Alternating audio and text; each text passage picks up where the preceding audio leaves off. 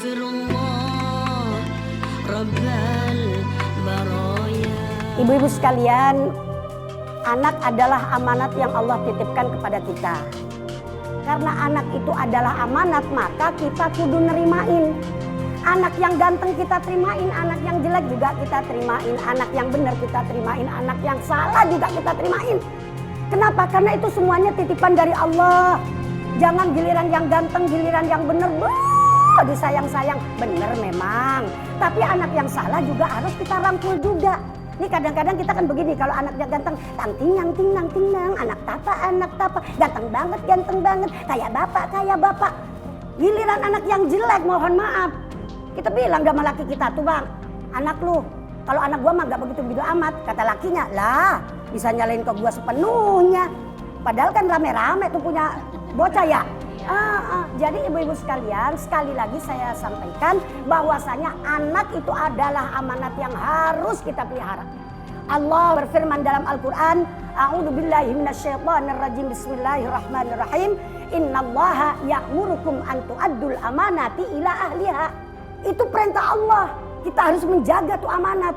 Jadi ibu-ibu mohon maaf, kita harus bersikap sama terhadap anak kita. Kalau kata orang Maduranya, jangan sampai bede tongkak bede deui. Artinya ada anak emas, ada anak yang kagak diakuin. Nah itu salah dah tuh sikap seperti itu ya.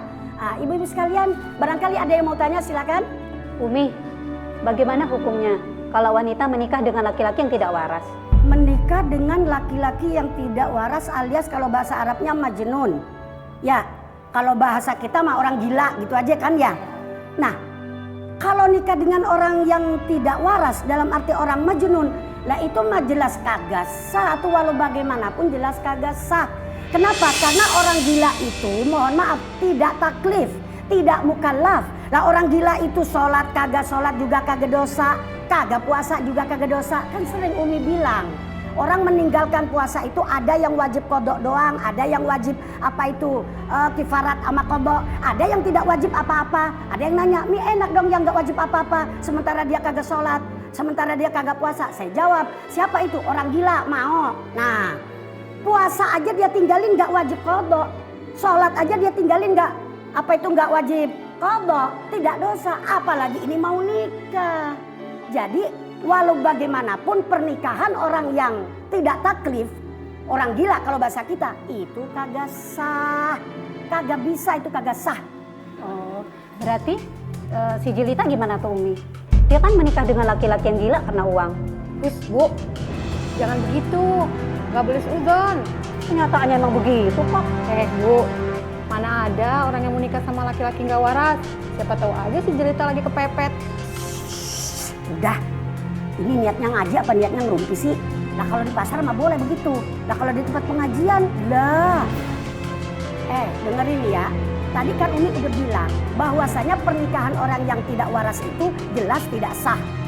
Bahkan nih di dalam kitab Tanwirul Qulub fi Muamalat yang Alamil Ghuyub itu ada beberapa penyebab laki-laki itu bisa menggugat, artinya membatalkan pernikahannya, dan perempuan juga bisa membatalkan pernikahannya. Di antaranya nih misalnya waktu nikah masih baik-baik, lakinya ya baik, perempuannya ya baik. Begitu habis nikah jeger sakit. Gimana ya? Kok gue kayak gini misalnya, ibu jangan ngebatin dong ada yang ngebatin Umi pantas banget katanya begitu. Misalnya, nah ini si perempuan bisa membatalkan itu yang namanya pernikahan. Walaupun tadinya nikahnya sah kan, karena masih dalam keadaan stabil dua-duanya. Nah terus ada lagi penyebabnya, nikah itu juga bisa batal. Nih dengerin, gara-gara kalau misalnya suaminya punya penyakit, kalau bahasa pesantrennya itu anin. Apa itu anin? Kagak bangun. Gua udah langsung manggut-manggut nenek-nenek. Langsung bilang, oh iya. Nah ini istri bisa membatalkan itu, artinya menggugat batal nikahnya. Kenapa? Karena si suami ternyata punya penyakit yang tadi Umi sampaikan. Atau misalnya si suami menggugat batal nikahnya bisa. Gara-gara apa? Gara-gara istrinya misalnya ada penyakit, mohon maaf ya. Ada penyakit daging yang tumbuh di jalan itu, sehingga tidak bisa melakukan hubungan intim antara suami dengan istri. Ini suami bisa menggugat batal. Kalau bahasa kita mah bisa dibatalin. Nah, cuma ibu-ibu sekalian tadi saya bilang, jadi orang mah jangan gampang suudzon. Belum tentu pernikahannya itu karena duit. Iya kan? Jangan gampang suudzon sama orang. Ada yang bilang tuh katanya, buat apa lagi katanya kalau bukan soal duit. Giliran dia aja dikasih duit mau banget. Lah itu kan namanya mohon maaf jelek-jelekin orang sementara salah kita sendiri nggak pernah kita pedulikan. Jadi kalau menurut saya ya apa itu pernikahan itu artinya jangan kita membuat suudzon ke orang lain. Kita lihat aja bagaimana kelanjutannya. Kan begitu ya. Ibu-ibu sekalian sebetulnya banyak yang perlu Umi sampaikan. Apalagi masalah nikah ini penting banget. Dulu pernah nikah kan? Pernah kan ya? Bahkan kalau kita mau nikah ya Allah deg-degannya. Setahun sebelum nikah juga udah deg-deg. Begitu kan? Sebetulnya banyak yang harus Umi sampaikan. Tapi apa boleh buat ya Uminya masih ada undangan lain. Ya maklum Uminya kan termasuk ustazah yang agak lakulah gitu ya. Terima kasih, kurang lebihnya mohon maaf. Wassalamualaikum warahmatullahi wabarakatuh. Ya Allah, hamba mohon kepadamu ya Allah, selesaikanlah penderitaan hamba ini. Astaghfirullah Rabbal baraya. Astaghfirullah minal khataya. Rabbi zidni ilman nafi'a wa wafiqni amalan maqbula.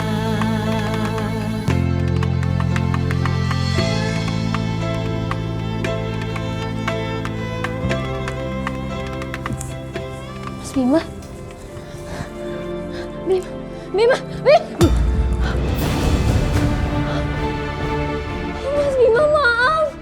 Mas Bima maafin aku nggak maksud buat.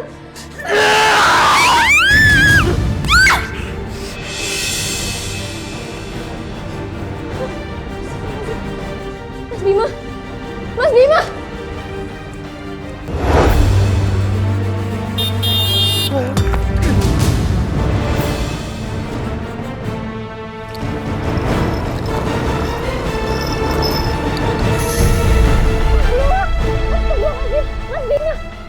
bangun Mas.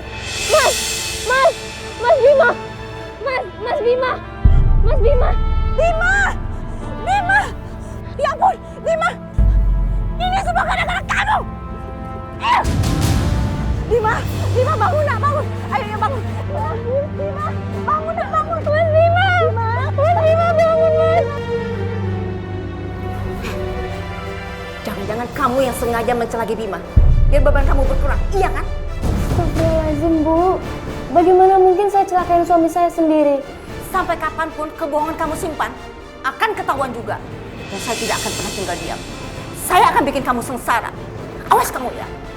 Kalau sampai Bima meninggal, saya akan balas dengan nyawa kamu. Dok, bagaimana dengan anak saya, Dok? Alhamdulillah, Bu. Tidak ada luka serius di anak Ibu. Oh, syukurlah. Loh, tapi kepalanya, Dok, gimana, Dok? Itu hanya sobek di kepala, Bu. Hanya perlu beberapa jahitan. Oh, gitu. Iya, Dok. Makasih ya, Dok. Saya boleh melihat anak saya, Dok? Iya, silakan. Oh, iya, Dok. Makasih ya, Dok. Bu. Ya.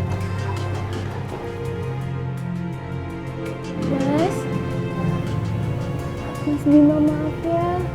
Aku salah, aku gak bisa jagain kamu. Bima, bangun nak. Ini ibu.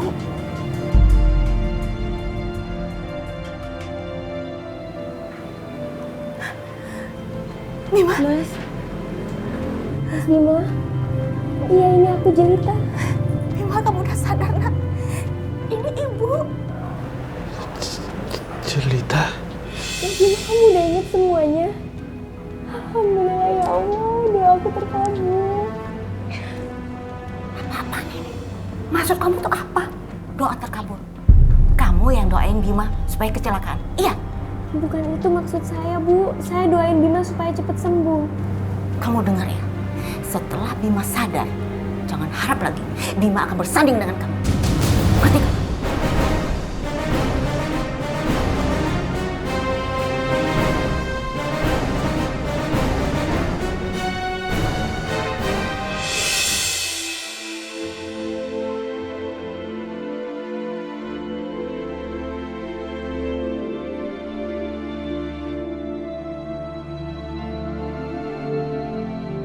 Jelita, makasih ya, kamu udah mau temenin aku. Aku minta maaf sama kamu, aku belum bisa menikahi kamu. Terima kasih ya. Tapi aku janji akan menikahi kamu secepatnya. Mas Bima, kalau boleh jujur sebenarnya kita udah nikah. Kamu udah jadi suami aku. Enak saja. Bohong. Hei, dengar ya Jelita. Kamu itu nggak pantas untuk anak saya. Jadi kamu jangan berharap ya menjadi istri anak saya. Bu. Udah, kamu jangan bantah. Bima, dengar ibu ya. Kamu tinggalkan perempuan itu. Karena kamu akan ibu nikahkan sama teman anak ibu. Ibu jangan ngomong kayak gitu dong, Bu. Udah, kamu tuh jangan bantah. Kamu diam aja di sini. Keluar. Cukup semua yang kamu lakukan di sini. Ayo keluar. Ayo kamu keluar dari sini, keluar. Semuanya dan Bima sudah sembuh dari penyakitnya. Kamu boleh pergi dari rumah ini. Semua yang saya laluin, ini balasan dari ibu. Jangan sok bantah kamu ya. Ingat ya Jelita. Jangan sampai Bima tahu kalau dia dulu pernah punya penyakit kelainan otak saraf. Ingat itu. Kalau itu yang ibu minta, saya akan pergi. Bagus. Kalau kamu sadar, kamu itu nggak pantas bersanding sama Bima. Kamu itu hanya pantas bersanding sama laki-laki yang punya kelainan otak. Ya, kayak seperti Bima waktu itu. Bu, tolong sampaikan salam saya pada Bima ya. Dan terima kasih atas semua perlakuan ibu ke saya. Assalamualaikum. Salam. Jelita! Jelita! Kamu itu harus jauhi perempuan itu. Dia nggak pantas untuk kamu. Tapi aku tuh cinta sama Jelita, Bu. Selangkah kamu keluar dari rumah ini, ibu nggak akan pernah menganggap kamu sebagai anak ibu. Ngerti kamu? Ayo masuk. Ayo masuk. Udah, ayo masuk.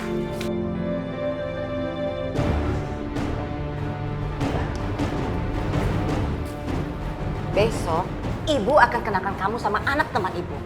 Dan kamu harus lupakan Jelita. Nggak mungkin aku bisa lupain Jelita. Aku tuh cinta sama dia, Bu. Dan aku mau menikah sama Jelita. Bima, kamu tuh gak akan pernah menikah dengan Jelita. Karena ibu gak suka sama dia. Ngerti kamu? Terserah ibu aja deh. Bima!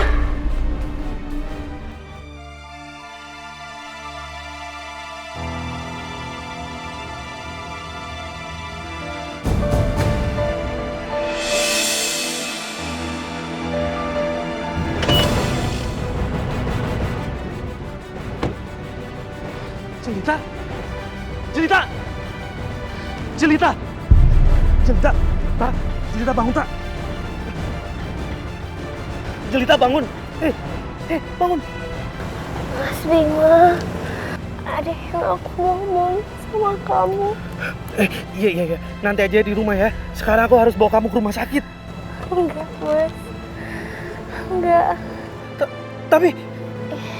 Mungkin ini udah jadi takdir aku. Kamu nggak boleh ngomong kayak gitu. Aku nggak mau kehilangan kamu. Mas, sebenarnya aku adalah istri kamu. Kita udah menikah. Aku istri sah kamu, Mas.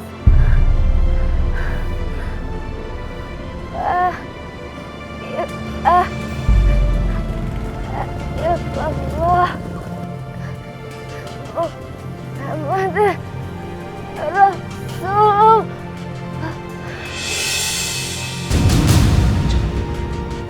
Jelita bangun! Jelita! Jelita!